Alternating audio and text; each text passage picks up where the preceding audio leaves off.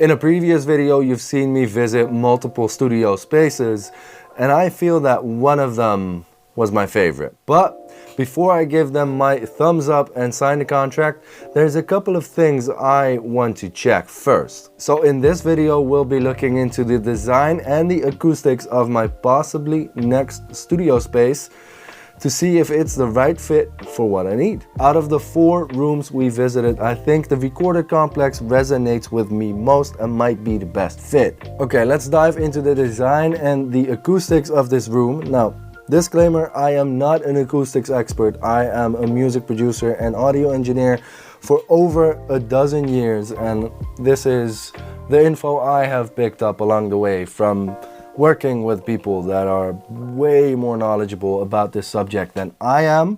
So this is not acoustical advice. I feel like a crypto boy saying this, but I feel I kind of have to. So the first thing I do when I'm trying to figure out what the acoustics of a room are going to be like is use this AMROC room mode calculator.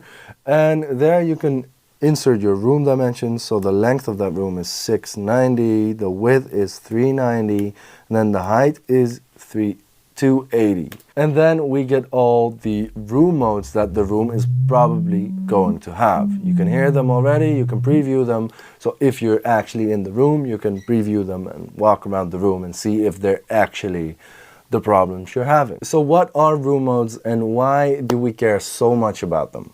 Room modes are the resonant frequencies between parallel walls. So you've got the front wall to the back wall. If they are parallel walls, you're going to have a room mode or a standing wave there.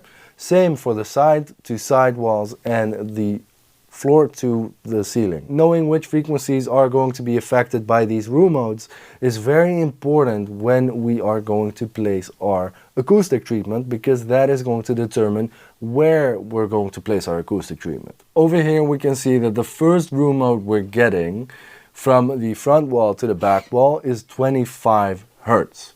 Now, if we want to fully absorb 25 Hertz, we need to calculate how long that wavelength is. So we are taking the speed of sound, and I am working with meters per second because I'm European. I'll also put the calculation down below with feet per second, probably. But that is 343 meters per second. Then we are dividing it by 25. That gives us the length of 25 Hertz, which is 13.72 meters. Now, from what I understand, to effectively absorb a frequency, we need to place acoustic material at 1/4 of its wavelength. So the wavelength being almost 14 meters divided by 4 means we need to place 3.5 meters of rock wool. At the back of the room, we are going to have to basically place an absorber. Let's roughly do this. Nope, not there yet, not there yet. About that.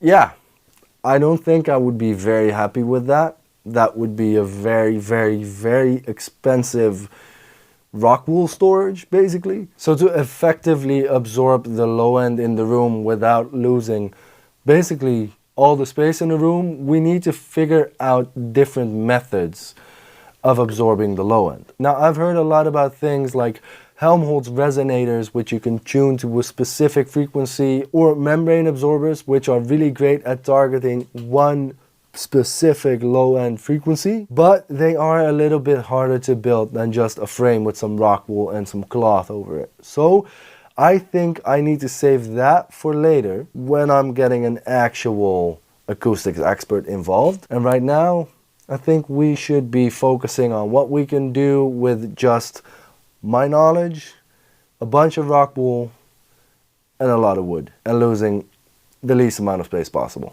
Oh, by the way, after I'm done trying to figure all of this out by myself, I will actually make a video of me showing this to an actual acoustics expert and hoping they don't burn me down to the ground. So if you're interested in that and you want to see that, make sure you hit the subscribe button down below, and while you're at it, leave a like. Okay, assuming we can get very flat mechanical absorbers like Helmholtz resonators or membrane absorbers, let's see how much room I'm willing to sacrifice to absorb some of the room modes. So if we would do 100 hertz, we go 343 divided by 100 divided by 4 is 85 centimeters. That room is almost the same dimensions as my living room right here.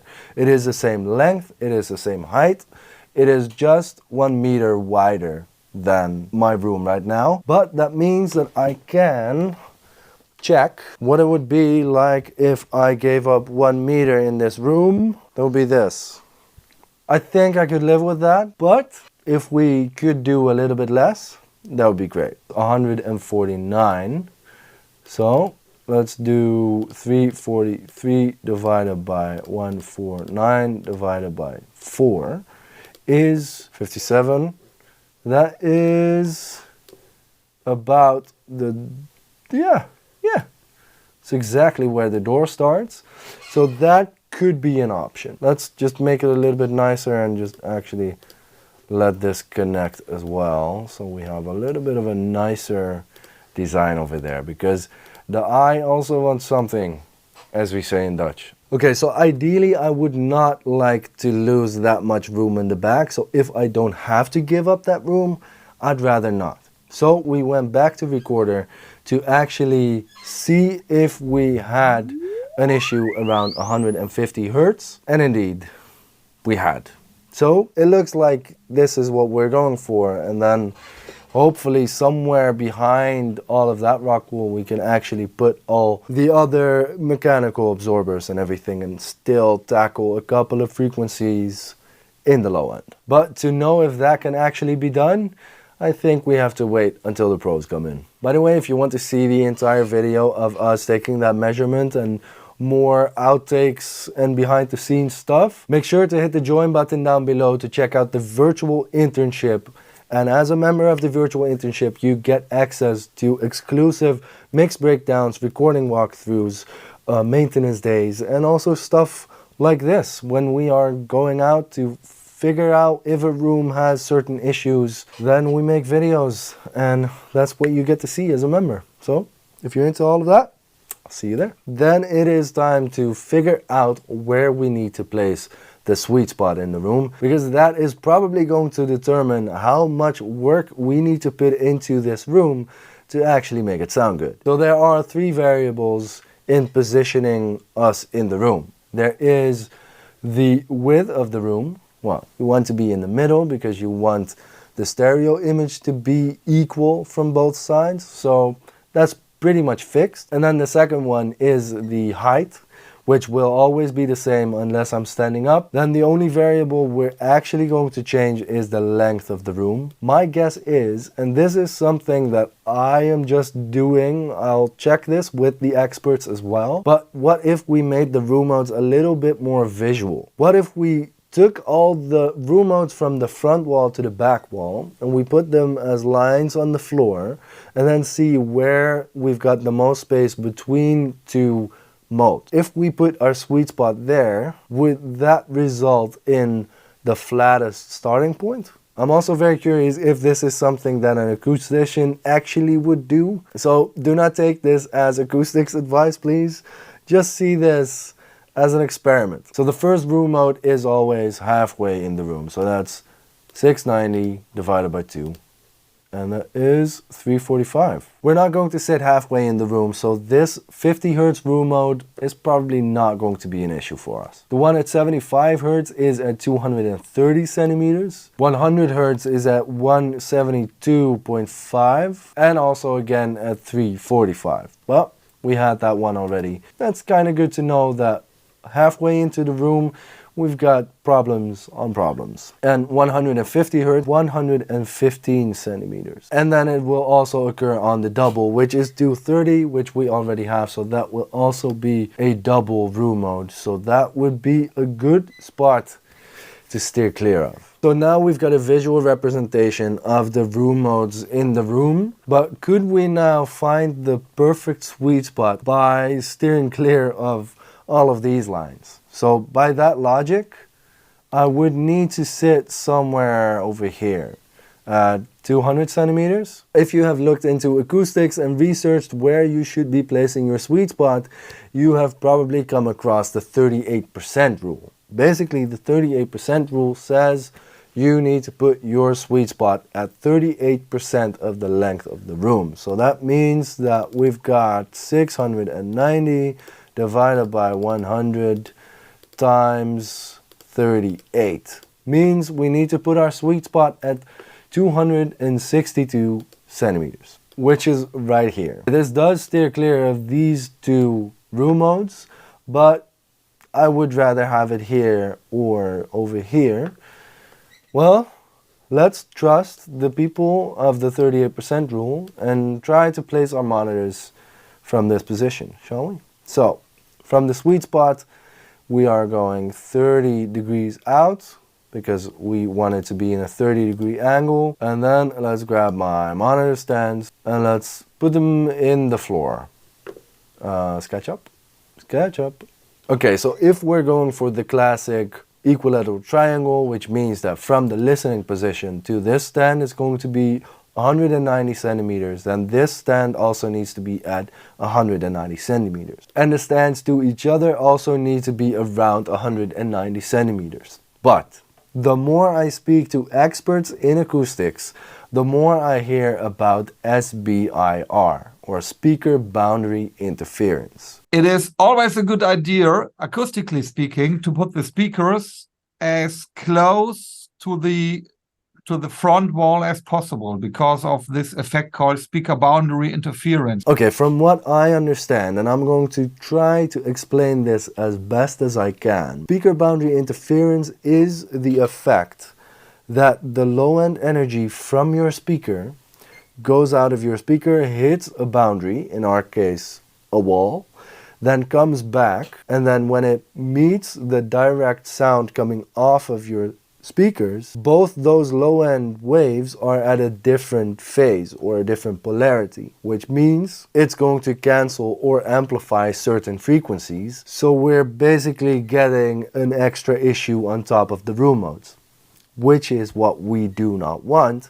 So what a lot of acoustics experts around me have told me is put your speakers right up against the wall. But then if we check out the equilateral triangle, this is 240, but the speakers are still at 195. So now the big question is, what is more important? Minimizing the speaker boundary interference effect or having our sweet spot at 38% of the room? Okay, I will make sure to write that question down, and next video when I'm sitting down with the actual expert in acoustics, I will make sure to ask them and then we'll have our answer. But for now, because I have heard more experts in acoustics talk about the speaker boundary interference being the big thing to tackle, I am going to try a different sweet spot, and that is by using my method. So we're going to be in between these two room modes at 200 centimeters. So now we can actually see that we again have an equilateral triangle. So maybe this could work a little bit better. Okay, that is our sweet spot dialed in, and now I want to see where we're going to place our acoustic panels. So the first thing I want to know is if there is any chance of us getting rid of any room modes that happen between these two side walls. So I'm going to hunt for the room modes between the side walls on MROC. 44 Hertz, 2 meters. 2 meters, that would get rid of it. We need to do the same on the other side as well.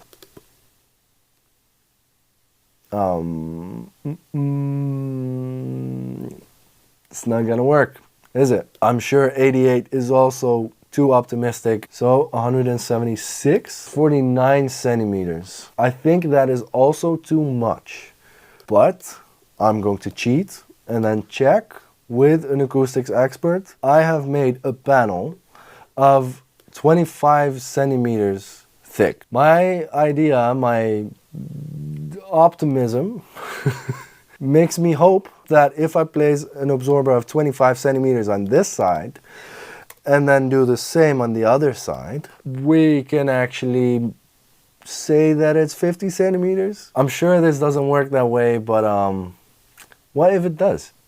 Then this spot over here in the corner next to the speaker is where I want to get the most bang for my buck. Corners are notorious for having a lot of bass buildup, and I will check, I think that is because the three room modes come together in the corners, and that is why you get more low end buildup. So that is why you want to put more absorbers, more bass trapping in those corners. So let's copy this panel over, put it in the corner over here, and let's put it at an angle of 100 degrees, and then we can do the same on the other side as well. And yes, I do intend to fill up this space with rock wool. I know that there are people saying that it's better to have an empty space behind your rock wool.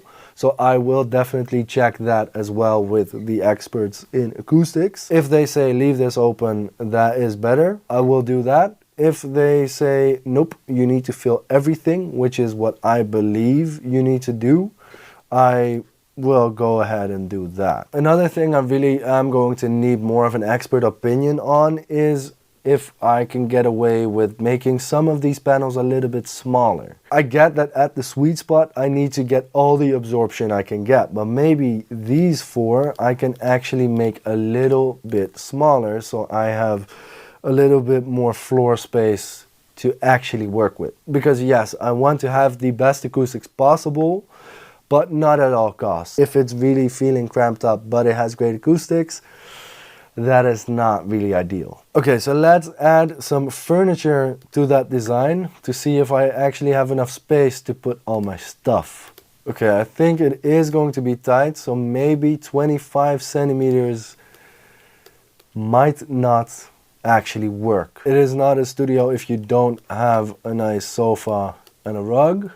And ideally I would also get some instruments in there as well. I hope I can get a Rhodes and a Juno, of course, because one Juno is not enough. And as a final touch, what is a studio without a good pair of speakers? Another thing I need to check, but I need an expert's opinion on that, is what to do with the rear wall. Maybe the speakers can come a little bit more to the front and we do like 10 centimeters, 4 inches of rock wool treatment, just so I don't have a bare wall there. I do feel it's a little bit too cramped up, so I need to figure out how to create a little bit more floor space. Something I could do is actually having the absorber start at around 80 centimeters, 90 centimeters, about 3 feet from the ground, and then have all the space I need at 80 centimeters and below. And depending on how that would affect performance, I might do the exact same with the back wall. And there's a lot of stuff on the ceiling we also need to figure out. I am going to reach out to someone that knows a hell of a lot more about acoustics than I do, so you have that video to look out for.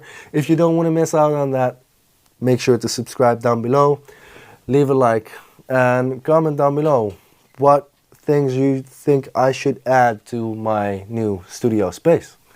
And I'll see you on another video. Later!